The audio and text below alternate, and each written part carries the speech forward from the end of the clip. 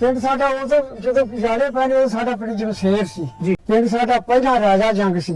ਅੱਛਾ ਅਸੀਂ ਛੋਟੇ ਹੁੰਦੇ ਸਾਡਾ ਬਾਪ ਮਰ ਗਿਆ ਸੀ ਉੱਥੇ ਤੇ ਮਾਤਾ ਸਾਡੀ ਜਿਹੜੇ ਸਾਡੇ ਪਿਓ ਦੇ ਨਾਨਕੇ ਸੀ ਜਮਸ਼ੇਰ ਹੂੰ ਉਹ ਆਪਦੇ ਉੱਥੋਂ ਨਾ ਪਹਿਲੇ ਠੇਕੇ ਦੇ ਕੇ ਤੇ ਜਮਸ਼ੇਰ ਚਲੇ ਗਏ। ਜਮਸ਼ੇਰ ਫਿਰ ਅਸੀਂ ਰਹਿੰਦੇ ਰਹੇ ਹਾਂ। ਉੱਥੇ ਬਾਅਦ ਤਗੜੇ ਹੋ ਗਏ। ਮੈਂ 12-13 ਸਾਲ ਦੀ ਫਿਰ ਮੇਰੀ ਉਮਰ ਉੱਥੇ ਭੈਣ ਸਾਡੀ ਫੱਤੂਕੇ ਵਿਆਹੀ ਸੀ। ਲਾਗੇ ਫੱਤੂਕੇ ਸੀ ਨਾਲ ਇੱਕ ਪਿੰਡ ਹਸਣਾ ਸੀ ਹੂੰ ਇੱਕ ਸ਼ਾਮਕੋਟ ਸੀ। ਸ਼ਾਮਕੋਟ ਉਦੋਂ ਉੱਥੇ ਜੇ ਸ਼ਾਮ ਵੇਲੇ ਉੱਥੇ ਸਾਰੇ ਲੋਕਾਂ ਨੇ ਨਿਕਲ ਪਏ ਤੇ ਮਹਾਦੀਪੁਰ ਸਰਦਾਰ ਸੀ ਜਿਹੜਾ ਉੱਥੇ ਸਾਰਿਆਂ ਦਾ ਇਕੱਠ ਹੋਣਾ ਸੀ। ਬੰਦਾ ਉਹ ਸਰਦਾਰ ਮਹਾਦੀਪੁਰ ਪਿੰਡ ਸੀ ਤੇ ਸਰਦਾਰ ਗੁਰਦਿਆਲ ਸਿੰਘ ਜਿਹੜੇ ਸਮੇਂ ਵਾਲੀ ਬੈਠੇ ਨੇ ਮੁਕਤਸਰ ਕੋਲ ਜੀ।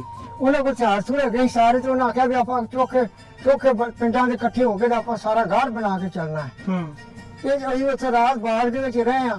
ਫਿਰ ਤੜਕੇ ਲੋਕਾਂ ਨੇ ਸਭ ਖਾਣਾ ਪੀਣਾ ਕੀ ਸੀ ਉੱਥੋਂ ਟੁਰ ਪਏ ਵੇੜੇ ਨਾਲ ਹੀ ਵੀ ਆਹ ਹਿੰਦੁਸਤਾਨ ਖੜਾ ਹੈ ਤੇ ਚਲੋ ਇਹਨਾਂ ਦੇ ਕੋਲ ਤਾਂ ਪੈਸਾ ਟਕਾ ਇਹਨਾਂ ਦਾ ਸਾਈ ਨਾ ਟੁਰਨਾ ਆਪਾਂ ਪਾਰ ਚੱਲਨੇ ਆ ਪਰਸੋਂ ਆਪਾਂ ਪਿਛਾਂ ਮੋੜ ਆਉਣਾ ਹੈ।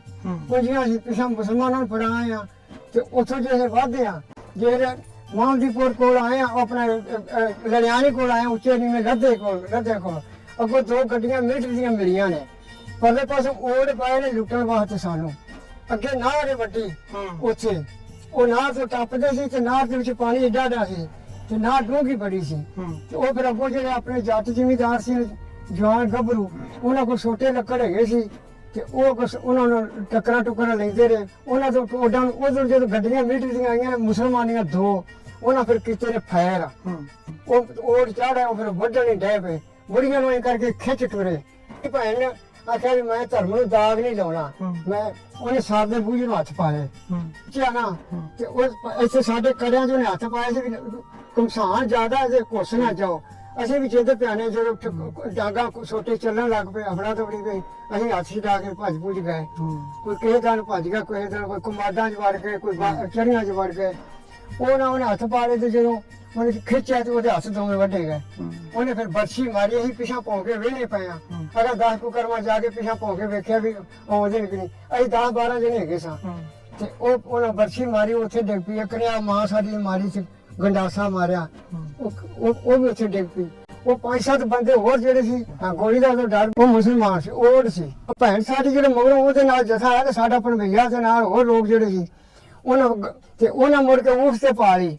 ਊਠ ਤੇ ਆਂਦਰਾਂ ਬਾਹਰ ਨਿਕਲੇ ਹੋਏ ਵੱਜਦੇ ਸਭ ਊਠ ਦੀ ਚਾਲ ਇਸ ਤਰ੍ਹਾਂ ਹੁੰਦੀ। ਹਾਂਜੀ ਹਾਂਜੀ ਤੇ ਸਾਡੇ ਨਾਲ ਵੱਧਾ ਸੀ ਢਿੱਡ ਤੇ ਜਦੋਂ ਫਿਰ ਇੱਥੇ ਮੱਕੀ ਕਰਸੀ ਆਇਆ ਫਿਰ ਉਹਦੀ ਉੱਥੇ ਮੌਤ ਹੋ ਗਈ। ਹਾਂ ਉਹਦੀ ਬੱਚੀ ਬਹੁਤ ਹੋਈ।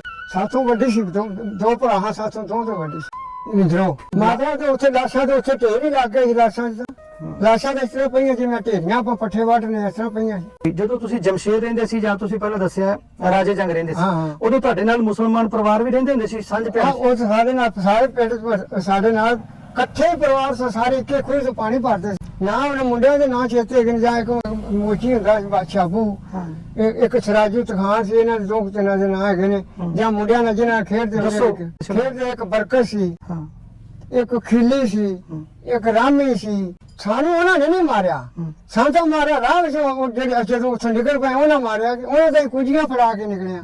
ਪਿੰਡੋਂ ਦੋਰੀ ਦਾ 5-6 ਕਿੱਲੇ ਦੇ ਖੂਹ ਹੁੰਦਾ ਸੀ ਡੰਡਾ ਵਾਲਾ ਖੂਹ ਵੱਜਦਾ ਸੀ।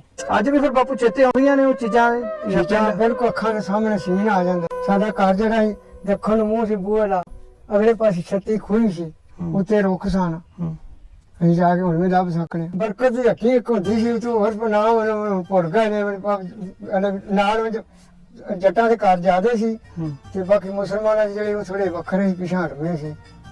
ਇਹ ਸ਼ਾਮਕੋਟ ਵਾਲੀ ਸਾਈਡ ਤੇ ਸੀ। ਉੱਥੋਂ ਫਿਰ ਅਸੀਂ ਨਿਕਲੇ ਇੱਥੇ ਤੇ ਇੱਥੋਂ ਆਇਆ ਜੰਡਿਆਲੇ ਨੂੰ ਸਿੱਧੇ ਇੱਥੋਂ ਆਏ ਆ ਕਿਹੜਾ ਉੱਤੇ ਪਿੰਡ ਯਾਰ ਉੱਤੇ ਖੇਮਕਰਨ ਵਾਲੇ ਪਾਸੇ ਨਿਕਲੇ ਕਿ ਪਰ ਖੇਮਕਰਨ ਵਾਲੇ ਪਾਸੇ। ਅੱਛਾ 47 ਵਿੱਚ ਵੰਡ ਸੀ ਤਾਂ ਨਾ ਹੀ ਹੁੰਦੀ ਸੀ ਚੰਗੀ ਸੀ।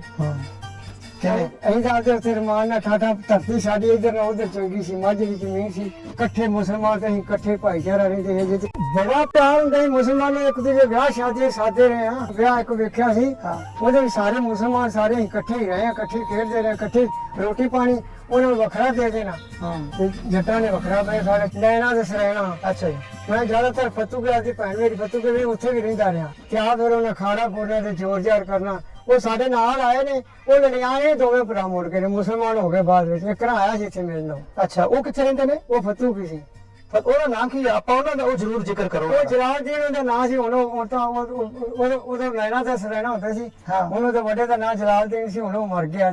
ਸਾਡੇ ਮੰਗੇ ਰਸ ਜ਼ਖੀਰਾ, ਉਧਰ ਮੇਰੇ ਨਾਨਕੇ ਪਾਇਆ ਗਏ ਸੀ ਇਹ ਔਲਖ। ਔਲਖ ਪਿੰਡ ਸੀ ਉੱਥੇ। ਇਹਨੂੰ ਵੇਡੀ ਚ ਤਾੜ ਕੇ ਚੌਂ ਜਨਾਨੀਆਂ ਨੂੰ ਤੇ ਆਪ ਹੋਰ ਲੁੱਟਣ ਗਏ।